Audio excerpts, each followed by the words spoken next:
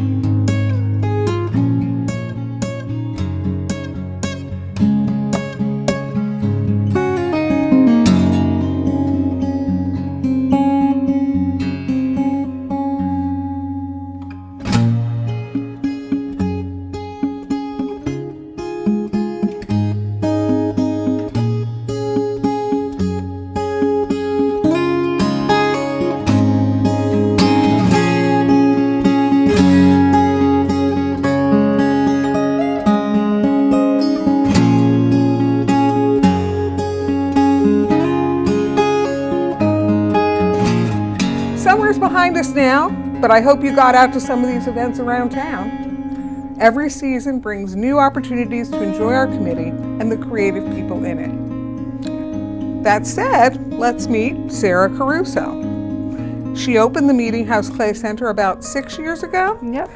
So she could share her passion for clay, art, and building community. Sarah, tell me a little bit more about yourself and your background and how'd you get here? How did I get here? Well, first of all, Liz, thank you for inviting me. Oh, you're so welcome. I'm really excited to be doing this. So I fell in love with ceramics in high school. I had one of those art teachers that let me spend my study halls and lunch breaks in her room practicing on the wheel. And I studied art in college, put it down for a long time when my babies were little. And then started teaching again, and I managed a ceramic studio at the Falmouth Art Center for 7 years. So this was in this area? Yep. Okay. Yep. So yeah, I moved here in 2000. Okay. Yeah. So I managed the ceramic studio at the Falmouth Art Center for 7 years, and then I started to think that I wanted to do something that was really sharing my vision. And started to kind of make notes on a business plan and look around at spaces. And the location at 1340 County Road was like kismet, because I had been looking at spaces. A lot of them were industrial parks, and within 24 hours I had 2 friends from 2 separate areas of my life say, hey, this spot is available for rent. And it does have great energy. Yeah, and I signed the lease a month later. Yeah. It is Meetinghouse, I know I was reading a little bit about the place. It was a church before? I didn't even know that. Or was it a Meetinghouse? So it was a church. It was, there's a brick church that's further down County Road. I'm not sure if it's the Latter-day Saints. Yes, I know where that is. Yeah, it was home to that church before it was the Mary French Dance Center. I don't know if it was ever actually a meeting house, but it has the kind of the form and the simplicity of that. Yeah, it does. And I liked the name. Yeah. So then, the building was a dance center for I think 60 years. That's before. what I remembered. Yeah. In fact, I think I may have mentioned this to you that since I'm on the planning board, I remember when you all came in because you needed the clay. Yeah, some recycling, special permitting. And I was like, well, this is interesting. What's this? And I didn't pursue it. But so you obviously have a background, you know how to manage. How did you start? What were the first things that happened when you started this? Obviously you rented the space, that's a start, but yeah. It's a lot going on to get something So going. it happened very fast. So I knew I had the teaching experience. I knew I had the studio management experience. I had very little experience in operating a business and doing the administrative side of things. So that was a huge learning curve. I did a GoFundMe that raised $15,000 that really helped get the business off the ground. Bootstrapped it, a couple of loans from family and friends. My father built all the beautiful furniture that's in there, the tables. Oh, yeah. The wedging table. So Sorry, it was really a family endeavor. If you've ever done pottery, you'll know that wedging is like pushing that clay down. Slamming the clay down to get the air bubbles out and to get the texture nice. So there was a lot of family involvement in getting this off of the ground too. Nice. And then so I signed a lease in October and offered our first classes in January. So I was not sitting on it very long. We were able to make all of the adjustments to the space, put in new plumbing, wire the kilns in a pretty short time. And now so I know that there are classes, and I know that people can come in for open studio time. I don't know exactly how that works. We offer classes for all levels, from never touched clay before in your life to people who've been doing it for years. And kids too, and I've noticed. After school classes, summer camps. And then if you are participating in a class, ceramics is totally a medium that benefits from practice. So the more you can come into open studio time, the better you're going to get, the faster. And then there are some people that want to work more independently without a class structure. And I ask people to take a full class at the Meetinghouse before just participating in open studio, but you can do a punch card and participate that way. I find it helps, no matter how experienced you are, to take a class, just because every ceramic studio operates differently and kind of gets you integrated into the community. Yeah, I was going to say, even in my brief experience, I would say I met, I met Mary, who I, should know from how you can live around someone, around people for so many years and never really have met them. It's kind of surprising. I feel like the Cape is sometimes so insular. Like I live in East Falmouth, and I had never really explored this neighborhood until opening the business 5.5 years ago. And I know there's a lot going on, right? It's everybody goes up and down MacArthur Boulevard, and I don't think they ever think about our little sliver of life over here. So yeah, it's interesting. Yeah. Well, that sounds, so now, what other, do you have, is this just going to roll along? Do you have a long-term thought about what else you might want to do? Or, how is this? That's a great question. How's it going? That's a great question. So, along with the classes, we've been doing 3 shows a year where we invite our artists. Some of them are people that are Meetinghouse I bought this at one of those shows. Some people are from outside of the community.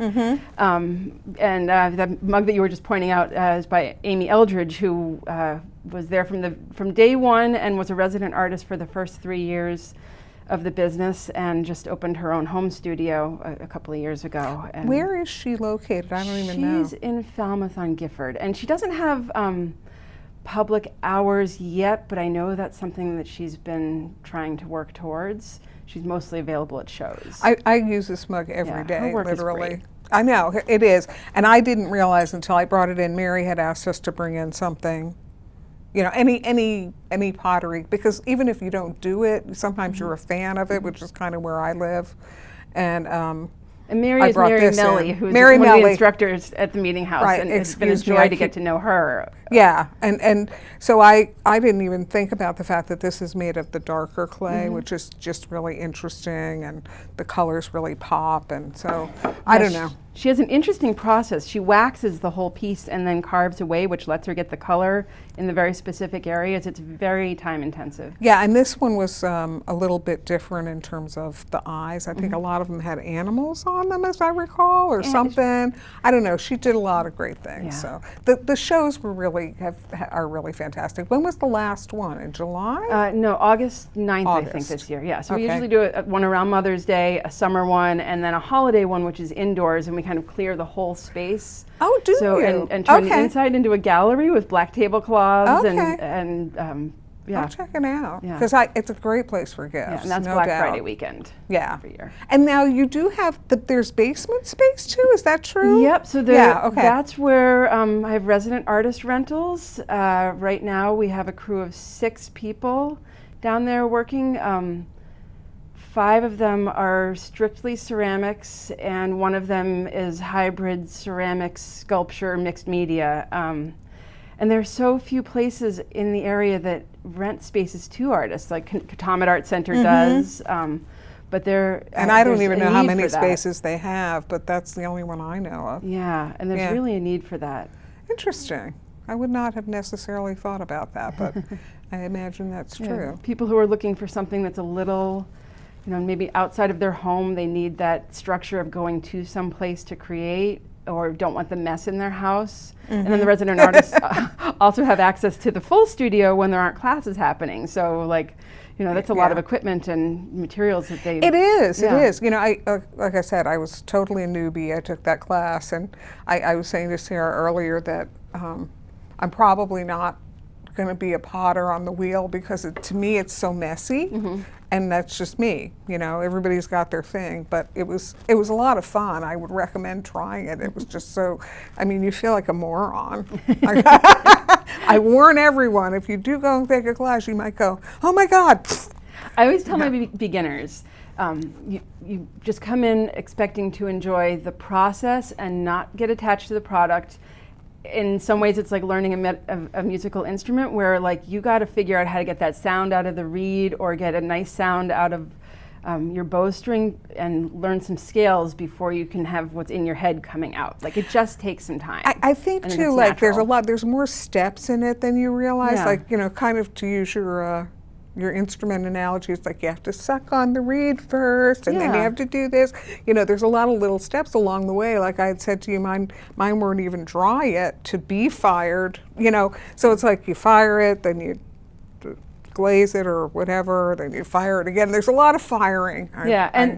All of that stuff, with anything that you do regularly, it becomes muscle memory, but at the beginning, it takes time, and there are a lot of steps that things can fall apart. Yeah. You just have to kind of. I think that would be so hard if I had fallen in love with something and then I saw it crack and that was the end of it. That would break my heart because there's a lot of work to get to a certain point. You know. And I think that was something for me personally. I always enjoyed the process just as much as the product. So I was kind of all right letting go of things in the beginning and accepting that there was some failure until then things got to be more where I wanted them. And I've been doing this for 35 years and my skill set is still growing. It's not something that you can ever learn at all, you can ever get bored of. There's always more to explore. Yeah, that makes a lot of sense because I know myself enough to know that I'm kind of a product-oriented person. If you give me a project and then I'm going to finish it, that makes me so happy. Yeah, so the hand building might be more for you, where you can accomplish something that looks decent in a 3-hour class. Yeah, and take it to completion. And that may be. I definitely will try it because it was fun. As I said, I don't know that. I think although I got the impression from my initial exposure that it's good to have both a little bit because you might use them both. Yeah, I think of them as the tools in my toolbox. Like when I'm Makes creating sense. now, I rarely have a piece that is all wheel thrown or all hand built. There'll be elements that are created on both techniques, and if I didn't have all those tools, it would be harder to accomplish what's in my head. So, yeah, and I like in the beginning classes for people to kind of be introduced to all of those tools so they can kind of decide what direction they want to go. And yeah, I think that for me, you accomplish that. Like I'd never been exposed to it, and now I know, and I know some things about myself, and it also gives you more appreciation when you go to a show and you see nice work. You're like, yes, know what that's went a good into point. it. That's a really good point. Yeah. So, You know, one of the things that kind of has surprised me, like as this is a knowledge that's emerged over time, like, you know, we were talking earlier about Denny Howard, and I was like, oh yeah, he's a potter. And then I like kind of moved through my life, and I'd be like, oh look, there's another potter. There's like, we have a lot, it feels like we have a lot of people doing pottery in the area. Do we?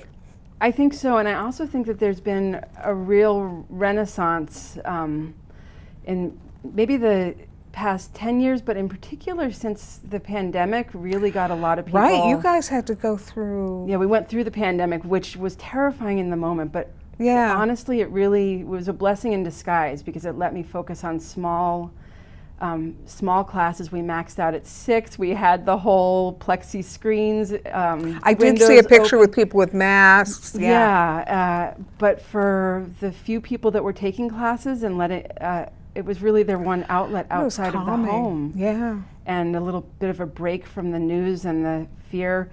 And, you know, it hooked people.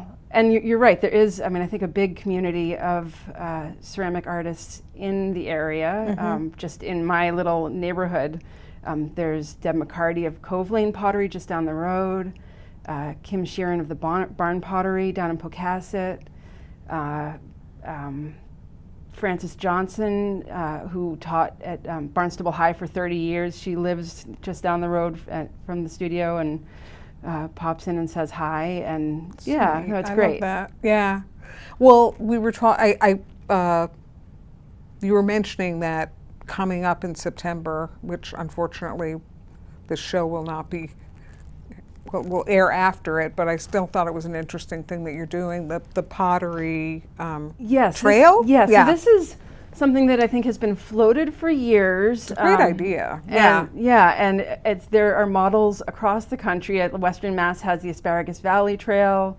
So this year it just took one person, her name's Val Murray, and she's a potter in the area as well, to take this project by the horns and grab onto it, and she's making it happen. So there are 14 stops across the Upper Cape. It has its own website, the CapeCodPotteryTrail.com, and that's going to open with a reception at Brick Kiln Farm in Falmouth on the evening of September 26th, and then go throughout the 2 days of the 27th and 28th. So 14 stops with 30 potters that are going to be participating. Okay, so it's a time-limited thing this time. Yeah, and it will be, but we're hoping it's going to become an annual event.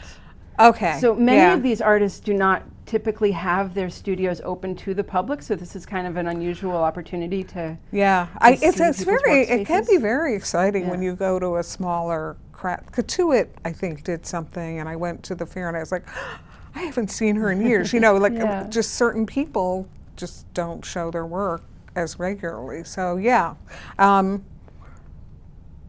And I don't know, it's like when I look at this, I think, well, where would I have bought something like this? You know, I don't know. I'm not sure I could have found this anywhere else. Yeah. It's some unique and personal. I think one of the things I like about pottery is that it feels very personal.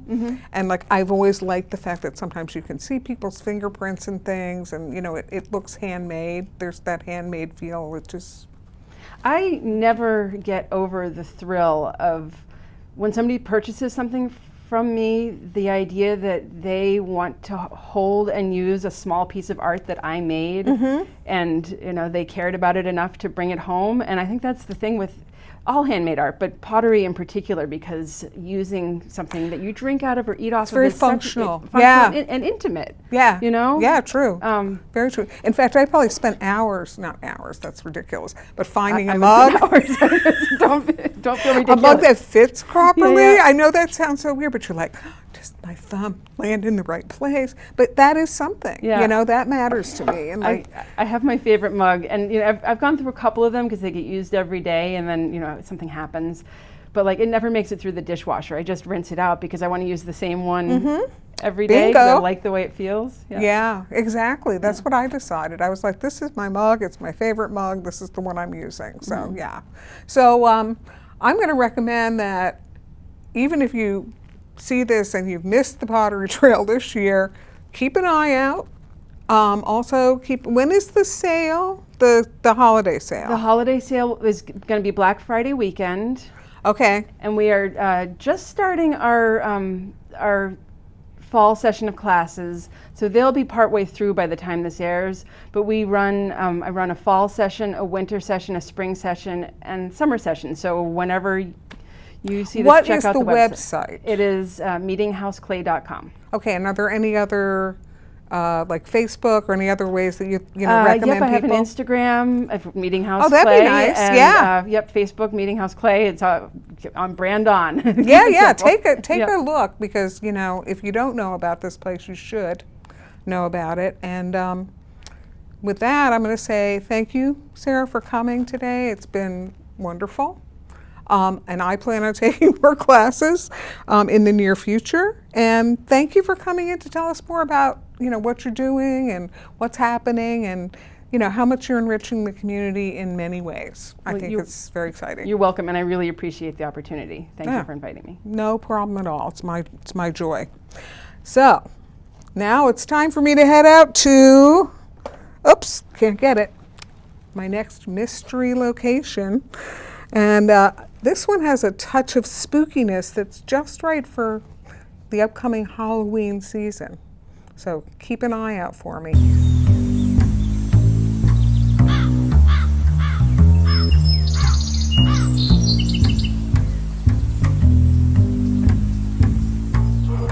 Have you ever wondered why there's a street called Mystery Lane in Katomet?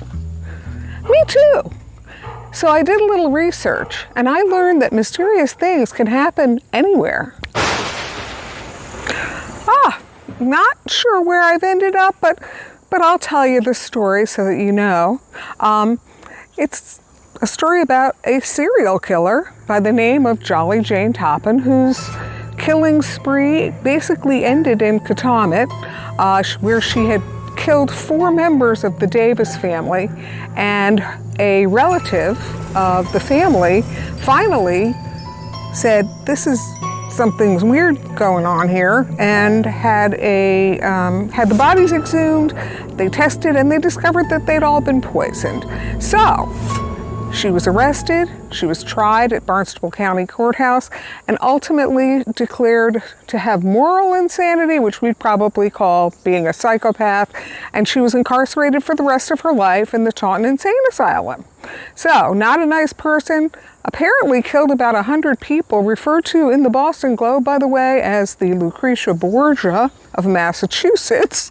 So, an interesting individual, one I'm glad I never met. And that's the story of Mystery Lane.